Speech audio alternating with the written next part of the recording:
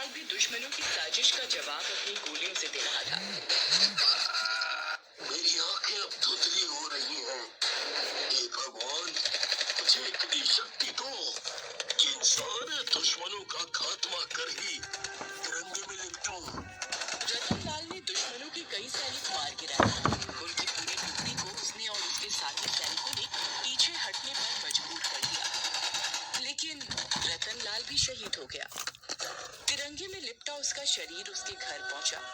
उसके बूढ़े माता पिता को अपने बेटे पर गर्व तो था, लेकिन इकलौते बेटे के शहीद हो जाने का दुख उनकी आंखों में दिखता था। रतन लाल की 16 साल की बहन पायल भी सारा दिन रोती रहती थी। एक रात जब वो रो रही थी तभी रतन लाल की आवाज उसे सुनाई देती है। पायल चौंक जाती है। उसके सामने रतन लाल खड़ा था। अरे मेरी प्यारी बहना, ऐसे कोई रोता है क्या? भैया, तुम हमें छोड़कर क्यों चले गए? देखो हम सब कितने अकेले हो गए। क्यों मर गए तुम भैया? बोलो ना, क्यों मर गए? अरे पगली, तेरा भाई सैनिक है, सैनिक। सैनिक मरते नहीं, शहीद होते हैं। और हाँ, सैनिक की बहन ऐसी कमजोरों की तरह रोती नहीं है। ये मेरा सौभाग्य था कि मेरी जिंदगी मेरे देश के काम आई। यूं तिरंगे में लिपटना सबको नसीब नहीं होता। तू भी तो मेरी तरह सैनिक बनना चाहती थी। सैनिक को बहादुर बनना पड़ता है। ऐसे रोकर तू कैसे बनेगी सैनिक? ये सारी बातें कहकर रतन लाल वहाँ से चला गया। पायल ने भी ठान लिया कि अब वो बिल्कुल नहीं रोएगी। वो भी अपने भाई की तरह बहादुर बनेगी। पायल के गांव के ही रहने वाले ललन पांडे की गांव में खूब इज्जत थी। वैसे तो वो शहर में काम करता था, लेकिन वो क्या काम करता इस बात का किसी को पता नहीं था। लेकिन वो जब भी गांव आता किसी नई गाड़ी में आता, स्टाइल वाले चश्मे पहनता, थोड़ी मोड़ी अंग्रेजी बोलकर गांव वालों पर स्टाइल मारता। वो हर बात में गांव वालों को सलाह देता। उसकी बात सभी मानते भी थे। पिछले कई सालों से उसे ही गांव वाले 15 अगस्त को गांव में झंडा फहराने के लिए बुलाते थे। इस बार भी वो एक दिन पहले ही गांव आ गया था।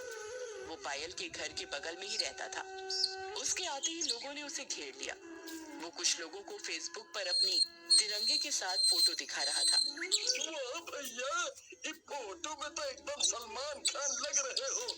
तिरंगा तो आपके हाथ में जच रहा है। नीचे कितना अच्छा लाइन भी लिखा है, मेरा भारत महान। अरे महान महान कुछ नहीं है भारत, बस वो 15 अगस्त का माहौल चल रहा है तो हम भी लगा दिया फोटो। देख रहे हो कितना लाइक्स मिला है? पूरा 1000। ये तो ठेंगा है भैया, ये लाइक का होता है। अबे एकदम बुड़बक होगा, दिमाग से पैदल है। ये ठेंगा नहीं लाइक है, मतलब इतना लोग को ये अच्छा लगा। इसमें लड़का लड़की सब शामिल है। लड़की भी, आप तो बहुत लोकप्रिय हो। हम लोगों का भी दोस्ती करवाओ ना लड़की से। मुँह देखो कभी आईना में, क्या हुआ भैया? हमारी अम्मा तो कहती है कि हम हीरो दिखते हैं। पहले जाकर अम्मा को आँख वाले डॉक्टर को दिखाओ। बड़ा आया हीरो, छुछुंदर की तरह दिखते हो। चलो लड़की से दोस्ती करने। अरे भैया आप तो गुस्सा आ गए, अब आपसे हमारा मुकाबला कहाँ है? चलो चलो अब तुम लोग निकल लो। बिना मतलब हमको मधुमक्खी का छत्ता के जैसा घेरे रहते हो। चलो निकलो, हमको कल 15 अगस्त का भाषण का तैयारी भी करना है। सभी गांव वाले चले जाते हैं। ललन पांडे अपने घर के बरामदे में एक कागज हाथ में लेकर भाषण की प्रैक्टिस करते हैं। दूर से पायल उनको देख रही होती है। मेरे गांव वालों, आज बहुत बड़ा दिन है। आज के दिन ही हमें स्वतंत्रता मिली थी। अपना भारत महान है, इसके जैसा कोई देश नहीं है। ये क्या बोल रहे हैं भैया? अभी तो आप कह रहे थे कि भारत महान नहीं है और कल का भाषण में बोलने के लिए यही सब लाइन तैयार कर रहे हैं। अब देखो पायल, हमको मौका मिले तो हम कल का कल विदेश चले जाएं और कभी वो वापस ना आए। लेकिन वो कहा है ना कि हमको मौका मिला नहीं है। हमको मौका मिला है कल का प्रोग्राम का गेस्ट बनने का।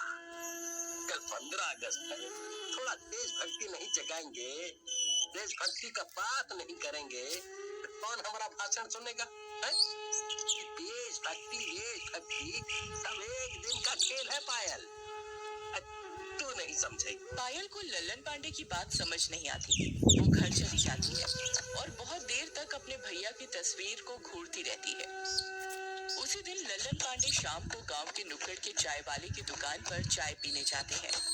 पायल को भी चाय की दुकान से कुछ लेना था तो वो भी वहीं पर थी। आज तो हमारा दुकान का किस्मत खुल गया। लल्लन भैया हमारे दुकान पर खुद चल के आए हैं। अब खाली पकैती करोगे कि चाय भी पिलाओगे? अरे तुम पिलाएंगे भैया। एगो बात पूछे, कि गांव में सबको हम ही से कुछ न कुछ पूछना होता है। सब मिलकर हमको स्टेशन का पूछताछ केंद्र बना दिया है। गुस्सा हो रहे हैं भैया, अब आपसे ज्यादा समझदार पूरे गांव में कोई नहीं है, तो आप ऐसे ही पूछो। बस हमारी तारीफ बंद करो। अब पूछो, क्या पूछना है? भैया कि राफेल सब बोल रहा है कि है का? अरे कुछ नहीं है, सब टाइम पास है। सरकार के पास पैसा है, बस बर्बाद कर रही है। लेकिन टीवी पर तो बता रहे हैं कि इससे देश का ताकत बढ़ेगा। तो टीवी वाला के पास जाकर पूछो ना तुम कि टीवी वाला को कुछ पता थोड़े होता है। वो लोग तो बिना मतलब का लबर लबर करता रहता है। एगो राफेल से क्या हो जाएगा बोलो? दुश्मन लोग के पास बड़का बड़का बम है, बड़का बड़का विमान है। ये राफेल उसका का मुकाबला कर लेगा?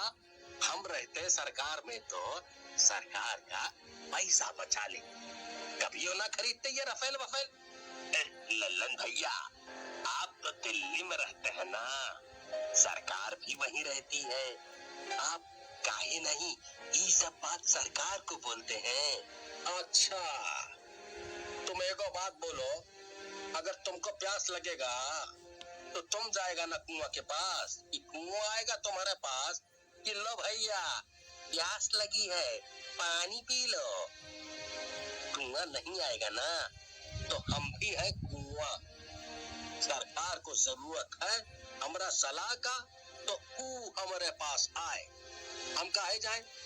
वैसे भी हमारा पास टाइम नहीं होता है, तुमको पता है ना हम कितना बिजी आदमी है ना। पायल को लल्लन पांडे की बात बिल्कुल अच्छी नहीं लगी।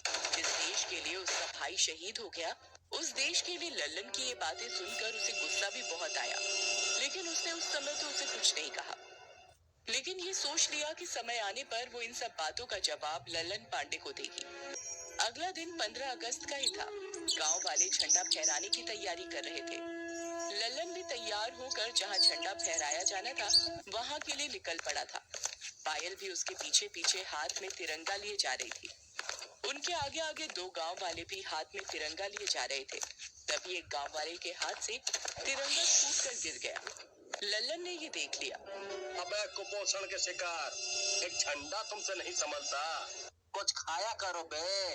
अरे कम से कम आज के दिन तो इसका इज्जत रख लो। सिर्फ आज? कल का क्या लल्लन भैया? अरे कल का क्या है, 15 अगस्त तो आज है। देशभक्ति दिखाने का दिन आज है, कल नहीं। कल हमारी देशभक्ति किसी एक्सपायरी दवा की तरह हो जाएगी। और कल इस झंडे का क्या काम? ये तिरंगा फिर काम आएगा अगले साल, समझी? तय समय पर सभी झंडा फहराने वाली जगह पर इकट्ठा हो जाते हैं। लल्लन पांडे कुर्सी पर बैठे हैं, माइक लगा हुआ है। कुछ गांव वाले भी साथ ही बैठे हैं। पायल भी साथ में बैठी है। अरे कुछ माहौल नहीं लग रहा देशभक्ति का। कोई देशभक्ति का गाना वाना बजवाओ भाई। तुम लोग हमको बुला तो लेते हो, हम गांव की मोहब्बत में आ भी जाते हैं, लेकिन तैयारी तुम लोगों का एकदम बकवास होती है। भैया एगो लड़का गया है बाजा लाने, आता ही होगा। अबे का 16 अगस्त को आएगा, जब देशभक्ति दिखाने का दिन निकल जाएगा। बस लल्लन भैया बस। अब एक बार भी देशभक्ति दिखाने की बात कही तो यही चप्पल खोलकर मारेंगे आपको। हम सब भूल जाएंगे कि गांव में आपकी क्या इज्जत है, क्या नहीं। पायल की ऐसी बात सुनकर पूरे गांव वालों में हड़कंप मच जाता है। सभी उसे घूरने लगते हैं। किसी को समझ में नहीं आता है कि ये एकाएक पायल को हो क्या गया है। गांव वालों, मुझे माफ करिएगा, लेकिन मुझे ललन भैया को एक बात बतानी है। ललन भैया, भले ही पूरा गांव आपकी तारीफ करता हो, लेकिन हमारे सामने आपकी इज्जत 2 कौड़ी की भी नहीं है। ये क्या देशभक्ति दिखाने का दिन?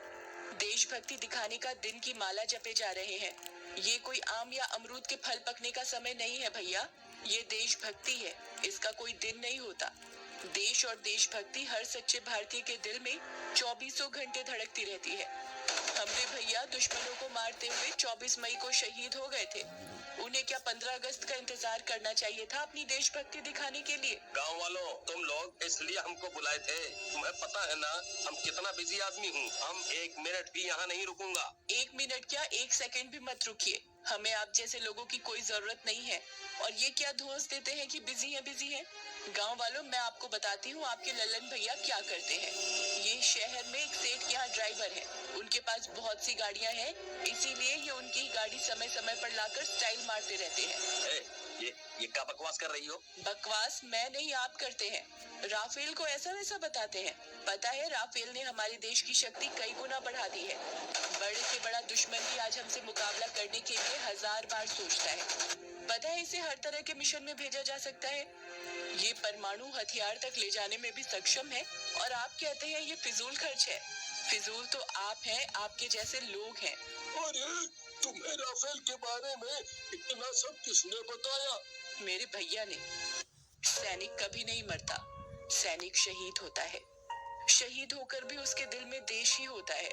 वो देखिए मेरे भैया, अब भी तिरंगे के सामने कैसे सलामी दे रहे हैं। सभी गांव वालों की आंखें भर जाती हैं जब वो पायल के भाई को झंडे के सामने सलामी देते हुए देखते हैं। लल्लन भी उन्हें देखता है। गांव वालों, हमें माफ कर दो, हमसे भूल हो गई। जिस देश में ऐसे देशभक्त सैनिक और ऐसे देशभक्त लोग हैं, वो तो महान है। गांव वालों, हमारा देश महान था, महान है और महान